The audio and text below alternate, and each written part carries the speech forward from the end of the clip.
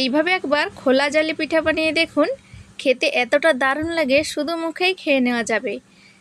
না বানালে কিন্তু আপনারা বিশ্বাসই করতে পারবেন না যে এতটা সুন্দর হয়। হ্যালো ফ্রেন্ডস, মিঠু কিচেন ব্লগসে আপনাদের স্বাগত। আজকে আমি শুধুমাত্র চাল দিয়ে একটা দারুণ রেসিপি বানিয়ে দেখাবো। তার জন্য নিয়ে নিয়েছি 2 বাটি চাল। যে কোনো চাল হলেই চলবে। আমি সেদ্ধ চাল নিয়েছি, যেটা ভাতে ব্যবহার করা হয়। ভিজিয়ে রেখেছিলাম, তারপরে জল থেকে ছেঁকে মিক্সার জারের মধ্যে দিয়ে দিচ্ছি।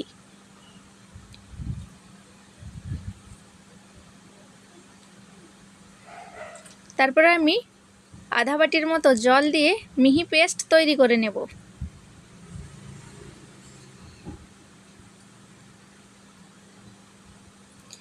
দেখুন, মিহি পেস্ট আমি তৈরি করে নিয়েছি। একটা বড় বাটির মধ্যে ট্রান্সফার করে নিচ্ছি।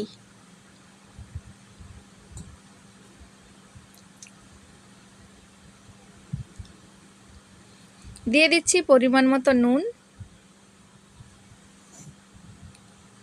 1 চামচ চিনি,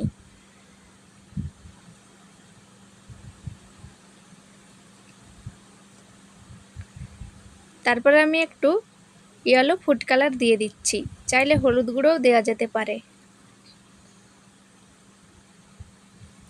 দিয়ে আমি ভালো করে মিক্স করে নিচ্ছি।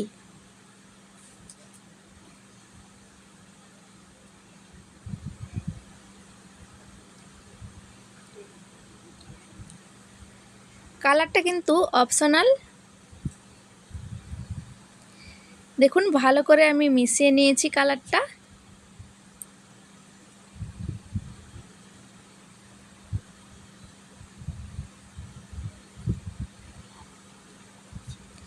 মিক্সার জারটা ধুয়ে একটু জল দিয়ে দিচ্ছি।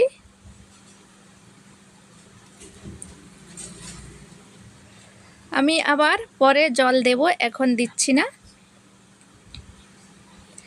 যেহেতু আমি চালটাকে পেস্ট করে নিয়েছি, চালে কিন্তু দানা দানাও থাকতে পারে, তাই আমি একটু ছেঁকে নেব লাস্টের দিকে। তাই আমি একটু কম জল দিয়েছি।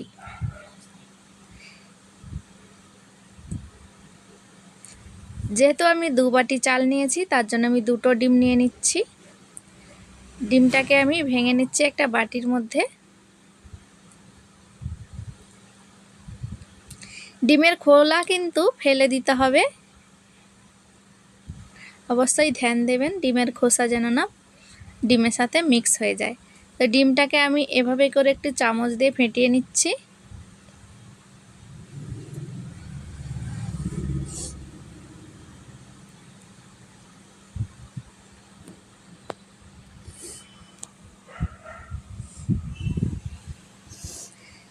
ডিমটা ফেটিয়ে নেওয়া হয়ে গেছে। এইবার যে চালের ঘোলাটা আমি রেখেছিলাম তার মধ্যে আমি মিশিয়ে নিচ্ছি।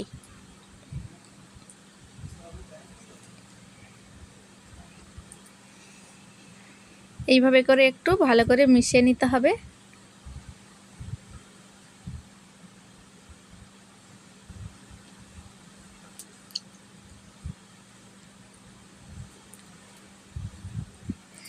যেহেতু আমি খোলা জালি পিঠা বানাচ্ছি, তার জন্য কিন্তু ডিমটা অবশ্যই দিতে হবে। ডিমটা দিলে কিন্তু যে আপনারা যেই কড়াইয়ের মধ্যে তৈরি করবেন, কড়া থেকে কিন্তু সহজেই উঠে আসবে। তারপর আমি একটি ছাকনা দিয়ে ছেঁকে নিচ্ছি। ডিমের যদি দানা দানা অংশ থাকে বা চালের দানা দানা অংশ থাকে, তাহলে কিন্তু খুব সহজেই মিহি মিশ্রণে পরিণত হয়ে যাবে এভাবে ছেঁকে নিলে।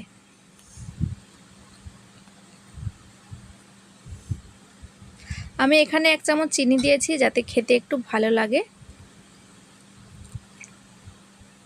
যেহেতু আমি ডিম দিয়েছি, আপনারা হয়তো ভাবতে পারেন যে চালের গুঁড়ির সাথে ডিম দিয়েছি, ডিমটা একটু গন্ধ ছাড়তে পারে।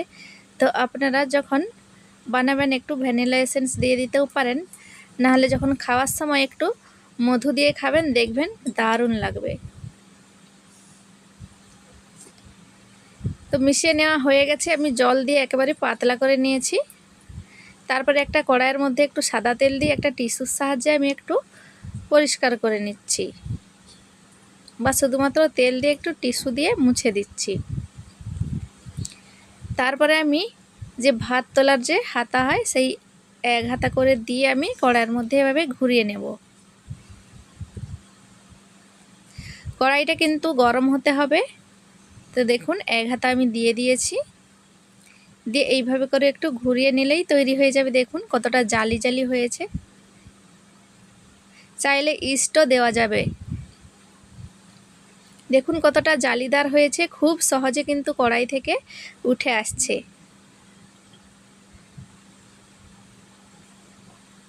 খুব সুন্দর একটা পিঠে তৈরি হয়ে গেছে। আমি একটা প্লেটের মধ্যে নামিয়ে নিচ্ছি। আবারও একটা তৈরি করে নিচ্ছি আমি আপনাদের দেখানোর জন্য। এইভাবে ঘুরিয়ে নিতে হবে। দেখুন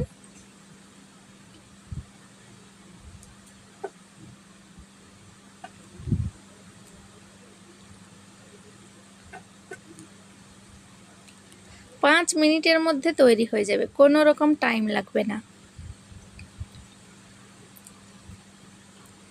দেখুন আবারও একটা তৈরি হয়ে গেছে। আমি এইভাবে করে সবগুলো তৈরি করে নিয়েছি।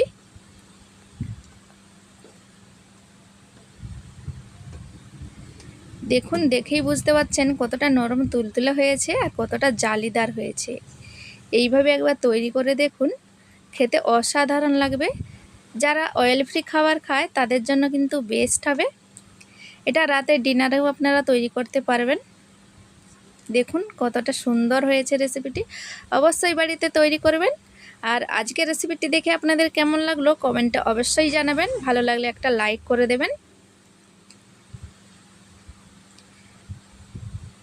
আপনাদের আমি একটা ছিঁড়েও দেখাচ্ছি। দেখুন দেখুন কতটা সুন্দর হয়েছে, নরম তুলতুলে। তো ফ্রেন্ডস রেসিপিটি এই পর্যন্ত। আবারও দেখা হবে পরবর্তী ভিডিওতে নতুন রেসিপি নিয়ে।